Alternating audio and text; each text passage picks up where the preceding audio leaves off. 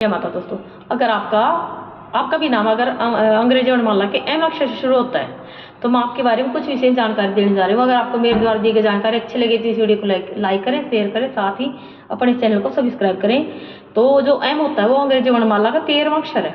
13वां यानी कि 1 और 3, 1 का अंक होता है सूर्य का और 3 का अंक होता है गुरु का। तो क्या मिल गया उनको, ऐसे जातकों को सूर्य यानी पिता और 3 यानी गुरु का यानी बुद्धि, उसके अंदर ज्ञान विजडम जरूर मिलेगा। तो ऐसे इंसान के अंदर ज्ञान खूब मिलता है, साथ ही उसको अपने पिता का भी साथ मिलता है। लेकिन वही इंसान जैसे 13 का अंक होता है, अगर 1 और 3 तो दोनों मैंने आपको बता ही दिए, लेकिन अगर दोनों को जोड़ने पर कौन सा अंक आता है 4 यानी राहु। तो ऐसे इंसान का क्या होता है, जो माइंड है वो डिस्टर्ब रहता है। वो हमेशा जैसे कि 1 मिनट में कुछ फैसला हो गया, दूसरे मिनट के अंदर कुछ फैसला हो गया, जो उनका माइंड सेट है वो एक जगह स्थिर नहीं हो पाता। अस्थिर माइंड के होते हैं ऐसे इंसान ज़्यादातर। तो ऐसे इंसान के जो दिमाग में विचार कुछ भी आते हैं वो ठीक ढंग से टिक नहीं पाते, यानी कि वो अपने जीवन में सही फैसला नहीं ले पाते।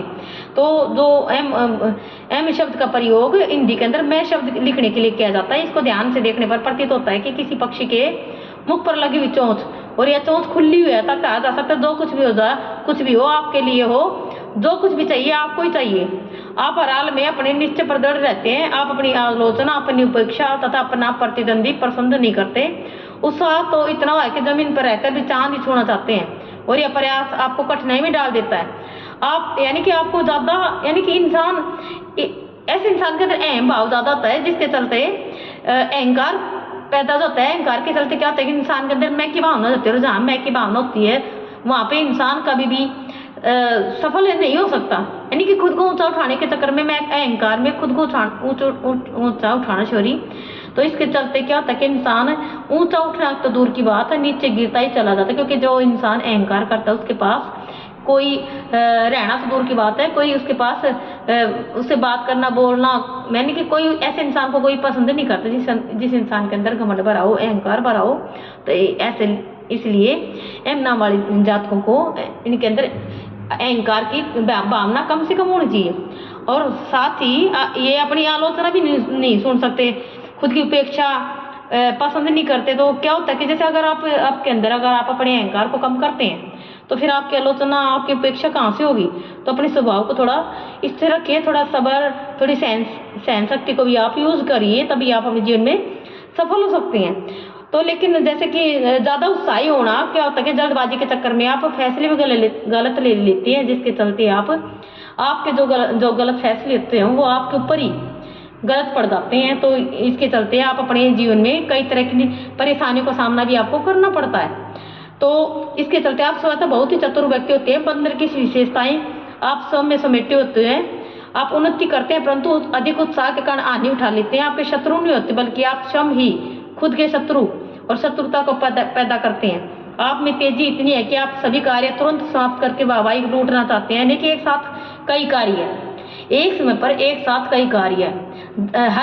देखो जरूरी नहीं होता कभी भी एक इंसान एक कार्य को ठीक ढंग से करे तो तभी वो कार्य क्या होता है ठीक ढंग से हो पाता है, वो इंसान भी सफल हो पाता है। लेकिन एक ही समय पर कोई इंसान एक साथ कई कार्य करे तो इसके क्या होता है कि एक भी कार्य वो ठीक ढंग से नहीं कर पाता। तो इसके चलते ऐसा इंसान जीवन में ऊंचाइयों को छूने के बजाय नीचे गिरता चला जाता है, जीवन में ज़्यादातर असफल होता है। और इसके चलते क्या होता है कि इंसान डिप्रेशन तक में चला जाता है। दिमाग का इल्यूजन, उसको दिमाग के अंदर हमें 24 घंटा दिमाग का इल्यूजन में फंसा रहता है, ब्रह्म में स्थिति हमेशा ऐसे इंसान बन जाती है कि मैंने इतना काम किया फिर भी मेरे को फल नहीं मिला।